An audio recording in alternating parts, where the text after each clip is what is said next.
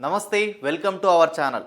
అయితే ఇప్పుడు ఒక ముచ్చట చూస్తే ఫిబ్రవరి 28 నుంచి ఇంటర్ పరీక్షలు, మరి మార్చి 18 వరకు నిర్వహణ, అదే నెల 14 నుంచి 10th పరీక్షలు.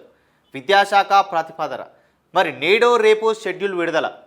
ఏదైతే ఇంటర్ పరీక్షలు దాంతోపాటు 10th పరీక్షలు కూడా అదే నెలలో అయిపోయిన తర్వాత ప్రొసీడ్ అయ్యే విధంగా తెలుస్తున్నది, స్పష్టమైతే అయ్యింది. మరి రాష్ట్రంలో ఇంటర్మీడియట్ ప్రథమ ద్వితీయ సంవత్సరం విద్యార్థుల వార్షిక పరీక్షలు 2024 ఫిబ్రవరి 28 నుంచి ప్రారంభం కానున్నాయి. ఈ పరీక్షలు మార్చి 18 వరకు జరగనున్నాయి. ఇందుకు సంబంధించిన ప్రతిపాదనలను ఇంటర్ బోర్డు రూపొందించి రాష్ట్ర ప్రభుత్వానికి పంపించినట్టు తెలిసింది. మరి ఇంటర్ 10వ తరగతి వార్షిక పరీక్షల నిర్వహణపై విద్యాశాఖ ముఖ్య కార్యదర్శి బుర్రా వెంకటేశం బుధవారం సమీక్షా సమావేశాన్ని నిర్వహించారు. మరి మొత్తానికి చూసుకుంటే ఇంటర్ పరీక్షలు అయితే దగ్గర పడినాయి. ఫస్ట్ ఇయర్ కావచ్చు, సెకండ్ ఇయర్ కావచ్చు, వార్షిక పరీక్షలు ఏవైతే ఉన్నాయో అవి కూడా దగ్గర పడినాయి. మరి ఇంటర్ సెకండ్ ఇయర్ అయిపోయే వాళ్ళు ఎంసెట్ కూడా కొందరు ప్రిపేర్ అవుతూ ఉంటారు, వాళ్ళు కూడా ఒక ప్రాసెస్లో ఉంటారు. మరి ఇక్కడ రెండు కూడా క్యారీ చేసుకునే పరిస్థితి ఉంటుంది. ఇక్కడ పేరెంట్స్ ఒత్తిడి, ఇక్కడ కాలేజీలో ఒత్తిడి, ఇవన్నీ కూడా కొద్దిగా కవర్ చేసుకొని పోవాలంటే చాలా కష్టమే. కానీ తప్పదు, ప్రొసీడ్ అవ్వాలి, మన భవిష్యత్తు కాబట్టి. అలాగే మరి ఏదైతే ఈ పరీక్షలు మార్చి 18 నుంచి జరుగుతున్నాయంటే మరి దీనికి సంబంధించిన ప్రతిపాదన ఇంటర్ బోర్డు రూపొందించిన రాష్ట్ర ప్రభుత్వానికి పంపించినట్టయితే తెలిసింది. మరి రాష్ట్ర ప్రభుత్వానికి అయితే పంపించినట్టుగా తెలుస్తుంది మనకి. ఇంటర్ 10వ తరగతి వార్షిక పరిస్థితుల నిర్వహణపై విద్యాశాఖ ముఖ్య కార్యదర్శి బుర్రా వెంకటేశ్వర్ బుధవారం ఒక సమీక్ష సమావేశాన్ని ఏర్పాటు చేసి దాంట్లో తెలియజేశారు. మరి దాంతో చూసుకుంటే మరి ఈ కార్యక్రమంలో ఇంటర్ బోర్డు కార్యదర్శి శృతి ఓజా, పరీక్షల నియంత్రణ అధికారి జయప్రద బావి, మరి పాఠశాల విద్యాశాఖ కమిషనర్ శ్రీ దేవసేన, మరి ప్రభుత్వ పరీక్షల విభాగం సంచాలకులు ఏ కృష్ణారావు, ఇతర అధికారులు పాల్గొన్నారు. మరి గురువు లేదా శుక్రవారం విద్యాశాఖపై ముఖ్యమంత్రి రేవంత్ రెడ్డి సమీక్షా సమావేశాన్ని నిర్వహించే అవకాశం ఉన్నదట. మరి అందులోనే ఇంటర్ 10వ తరగతి వార్షిక పరీక్షల షెడ్యూల్పై తుది నిర్ణయం తీసుకొని ప్రకటిస్తారని తెలుస్తున్నది. ఈ ఫిబ్రవరి 28 నుంచి మార్చి 16 వరకు ఇంటర్ ప్రథమ సంవత్సరం విద్యార్థులకు, ఫిబ్రవరి 29 నుంచి మార్చి 18 వరకు ద్వితీయ సంవత్సరం విద్యార్థులకు పరీక్షలు నిర్వహించాలని అధికారులు షెడ్యూల్ను రూపొందించారు. ప్రతిరోజు ఉదయం 9 నుంచి మధ్యాహ్నం 12 గంటల వరకు ఈ పరీక్షలను నిర్వహిస్తారు. మరి ఫిబ్రవరి 28 నుంచి మార్చి 13 వరకు ఇంటర్ ప్రధాన సబ్జెక్టులకు సంబంధించిన పరీక్షలు జరుగుతాయని వెల్లడించారు. మరి మొత్తానికి చూసుకుంటే లాస్ట్ ఇయర్ కావచ్చు, లాస్ట్ ఇయర్ కావచ్చు, కొన్నిటికి చూసుకుంటే కోవిడ్ సిచ్యువేషన్లో కావచ్చు, అట్లాంటి సిచ్యువేషన్లో లాస్ట్ టైం ఉన్న ప్రభుత్వం అయితే చాలా నీచమైన ధోరణికి పాల్పడినట్టయితే మనకు అర్థమైండే.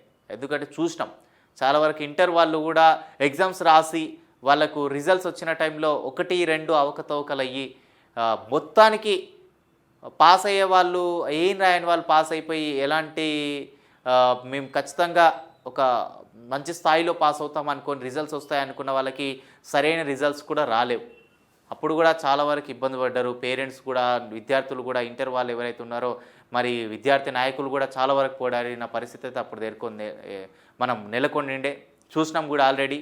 అయితే ఇప్పుడు కూడా అట్లాంటి పరిస్థితులు ఏం రాకుండా ఇక చూడండి, ప్రభుత్వ పరీక్షల విభాగం సంచాలకులు ఏ కృష్ణారావు, ఇతర అధికారులు పాల్గొన మరి గురువు లేదా శుక్రవారం విద్యాశాఖపై ముఖ్యమంత్రి రేవంత్ రెడ్డి సమీక్షా సమావేశాన్ని నిర్వహించే అవకాశం ఉన్నదట.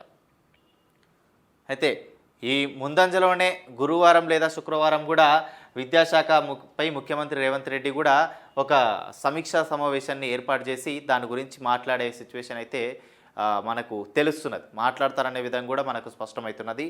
మరి మొత్తానికి నేను చెప్పేది ఏంటంటే, ఈ విద్యార్థులు ఇంటర్ లేదా 10th విద్యార్థులు అటు ఇటు కలిపితే ఒక దగ్గర ఒక 2 నెలలు ఉంది. 2 నెలల పైచిలుకు ఉన్నాయి రోజులు, 2 నెలల పైచిలుకు రోజులు ఉన్నాయి. మరి ఇంకొకటి కూడా చెప్తున్నా, దీని ప్రకారం చూస్తే ఫిబ్రవరి 2వ వారంలోనే ఎంసెట్ నోటిఫికేషన్, ప్రవేశ పరీక్షలపై విద్యాశాఖ కసరత్తు, ఉన్నత విద్యామండలి అధికారులతో సమావేశం. 2 కూడా ఒకేసారి ఒకే నెలలో ఒకే టైంలో కూడా ఉన్నాయి. అటు ఎంసెట్ ఇటు ఇంటర్ కవర్ చేసుకోవాలంటే కూడా చాలా వరకు ఒక పరిస్థితి అనేది ఎట్లుంటుందంటే ఇంటర్ విద్యార్థులకు చాలా ఒక ఇబ్బంది అనిపిస్తుంది. చాలా ఇబ్బంది, ఈజిగేటింగ్ అనేది ఒక ఫీల్ అంటారు కదా, అట్లాంటి పరిస్థితే ఉంటుంది. కాకపోతే 2 కంట్రోల్ చేసుకోవాలంటే లైఫ్ కోసం కంట్రోల్ చేసుకోవాల్సిన పరిస్థితి మనకు ఉంటుంది.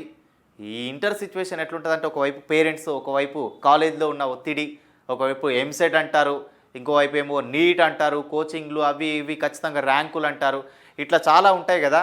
కానీ మీరైతే ఎగ్జామ్స్ అయితే దగ్గరికి వచ్చినాయి, 10th ఇంటర్ కూడా. కానీ ఒకటేంటంటే జాగ్రత్త పడి ఎలాంటి ఒత్తిడిలకు గురి కాకుండా, ఎలాంటి పరిస్థితులు తెచ్చుకోకుండా, సింపుల్గా చెప్తున్నా, మీకు అనిపించింది ఏదైతే ఉందో అది మీ పేరెంట్స్కి సపోర్ట్ చేస్తున్నట్టే చేసుకుంటూ, వాళ్ళన్న మాటలకు ఓకే అనుకుంటూ, మీకు ఖచ్చితంగా ఈ టైమింగ్స్లో మేము చదువుకొని మేము మంచిగా ఫ్యూచర్ మాకు సెట్ చేసుకుంటామని అనుకుంటే, ఎందుకంటే ఇదే టైంలో మీరు ఫ్యూచర్ సెట్ చేసుకోవాల్సిన టైం కాబట్టి ఈ టైంలో మేము చదువుకుంటే మాకు కొద్దిగా బుర్రలోకి ఎక్కుతుంది, ఒక జ్ఞానోదయం అవుతుంది అని అనుకునే మూమెంట్ ఉంటే, అదే టైంలో మీరు సమయాలు కేటాయించుకొని కొద్ది సమయం చదువుకు పెట్టి, కొద్ది సమయం పేరెంట్స్తో మీరు గడిపి ఏమేం చేయాలి ఏంటనేది ఒకసారి విషయ సూచిక మొత్తం పెట్టేసుకొని ఆ ఒక ఆలోచనతోనే మీరు ముందుకు పోతే బాగుంటుంది. కానీ తొందరపడి ఎంసెట్లు దగ్గరికి వచ్చినాయి, లేకపోతే ఇంటర్ పరీక్షలు దగ్గరికి వచ్చినాయి, 10th దగ్గరికి వచ్చినాయి, ఏం చేయాలనో అర్థమైతే బుర్ర పాడవుతుంది, ఇటు కాలేజీ ఇటు పేరెంట్స్ చంపుతున్నారు అని చెప్పేసి మీరు సూసైడ్ చేసుకుంటే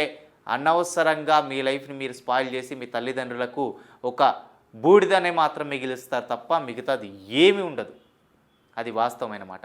10th ఎగ్జామ్స్ దగ్గరనే వస్తున్నాయి, ఇంటరు ఎంసెట్ కూడా అవి కూడా దగ్గరనే వచ్చి ఒకే దగ్గర ఒక 2 నెలల్లో ఈ 2 నెలలు అయిపోగానే ఫిబ్రవరి మార్చ్లో ఇవన్నీ స్టార్ట్ అయ్యి ఎండింగ్ కూడా వచ్చేస్తాయి మార్చ్ టైంలో కూడా. మరి ఇంకా 3 నెలలు ఉంది రిజల్ట్స్ రావడానికి, ఎగ్జామ్స్ అయిపోయి రిజల్ట్స్ రావడానికి, మొత్తం కంప్లీట్ కావడానికి. ఈ ఇయర్ కూడా ఏదైతే ఎడ్యుకేషన్కి సంబంధించిన ఇయర్ కూడా కంప్లీట్ కావాలంటే ఇంకా 3-4 నెలలు ఉంది. అప్పుడే ఇంటర్కి సంబంధించిన కళాశాలలు ఏవైతే ఉన్నాయో, పెద్ద పెద్ద కళాశాలలు, కార్పొరేట్ కళాశాలలు ఉంటాయి కదా, అవన్నీ కళాశాలలు ఏవైతే ఉన్నాయో ఇప్పుడే సీట్లు మొత్తం క్లియర్గా కన్ఫామ్ అయిపోయి మొత్తం ప్యాక్ అయిపోయినాయంట. నారాయణ, చైతన్య, శ్రీవిద్య కావచ్చు, శ్రీనిధి కావచ్చు, ఇంకేమైనా పెద్ద పెద్ద కావచ్చు, ఇలాంటి కార్పొరేట్ కాలేజీలు అయితే మొత్తానికి నేషనల్ వైడ్గా చూసుకున్నా కానీ ఒక పేరుగాంచిన ఇన్స్టిట్యూషన్స్ ఎక్కడైతే ఏరియాలు ఉంటాయంటే, మామూలుగా చూసుకుంటే ఒక పెద్దగా మాదాపూర్లో ఒక ఇన్స్టిట్యూషన్స్ ఎక్కువగా ఉంటాయి ఇంటర్కి సంబంధించిన, మంచి ఐఐటి కావచ్చు, నీట్కి సంబంధించినవి కావచ్చు, ఎంసెట్ చేసుకుంటూ దానికి ప్రిపేర్ అవ్వాల్సిన కొన్ని కాలేజీలు కావచ్చు. ఇట్లా ఇంటర్ తర్వాత మెయిన్గా టార్గెట్ పెట్టుకున్న వాళ్ళకి సంబంధించిన కొన్ని కాలేజీలు ఉంటాయి కదా, ఐఐటి, నీట్, జేఈ మెయిన్స్ అట్లా ఉన్న వాటికి బాగా బేసిక్గా చూసుకుంటే, ఎక్కువ చూసుకుంటే మనకు మాదాపూర్లో కాలేజీలు ఉంటాయి ఇంటర్కి సంబంధించినవి. ఇలాంటి పెద్ద పెద్ద కాలేజీలు అప్పుడే సీట్లు మొత్తం ఫుల్ చేసుకున్న పరిస్థితి మనకు కనిపిస్తుంది. ఎక్కడ ఇప్పుడే ఆల్రెడీ నిన్న కొందరు క్యాండిడేట్లు నిన్న కాలేజ్కి వెళ్ళి డైరెక్ట్గా అడ్మిషన్ తీసుకుందామని చూస్తే ఆల్రెడీ అడ్మిషన్స్ క్లోజ్డ్ అనే ఒక మాట అయితే వినిపించింది. ఇది ఆల్రెడీ అందరికీ మీకు కూడా తెలిసిన విషయమే ఉండొచ్చు, ఎందుకంటే పొద్దున్న నుంచి కూడా వార్తల్లో కూడా వచ్చిన విషయం ఇది. ఇంకా నేను చెప్పేది ఏంటంటే,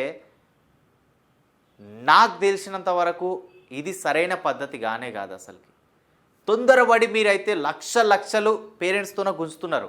ఇదే అవకాశంగా తీసుకొని వాళ్ళు సద్వినియోగం చేసుకుంటున్నారా, దుర్వినియోగం చేసుకుంటున్నారా మీకు అర్థం అవుతలేదు. పేరెంట్స్కి మీకేమనిపిస్తుంది అంటే సద్వినియోగం చేసుకుంటున్నారేమో, మమ్మల్ని మంచిగా మా పిల్లల భవిష్యత్తు కోసం ఆలోచన చేసి నారాయణ, చైతన్య కాలేజీలు మంచిగా మా పిల్లల భవిష్యత్తు కోసం ఆలోచన చేసి మంచిగా ముందే అన్ని క్లాసులు రెడీ చేసుకొని వాళ్ళు ఫిక్స్ అయిపోయి ముందే వాళ్ళు అడ్మిషన్ స్టార్ట్ చేసిరని మీరు ఆలోచన ఉంటుంది. కానీ ఆ యొక్క మేనేజ్మెంట్ల దృష్టిలో ఏంటంటే దీన్ని నిర్వినియోగం చేసుకొని మీ యొక్క ఆ సమయాన్ని వాళ్ళు దుర్వినియోగంగా మార్చుకుంటున్నారు. కానీ అది మీకు సద్వినియోగంగా అనిపిస్తుంది.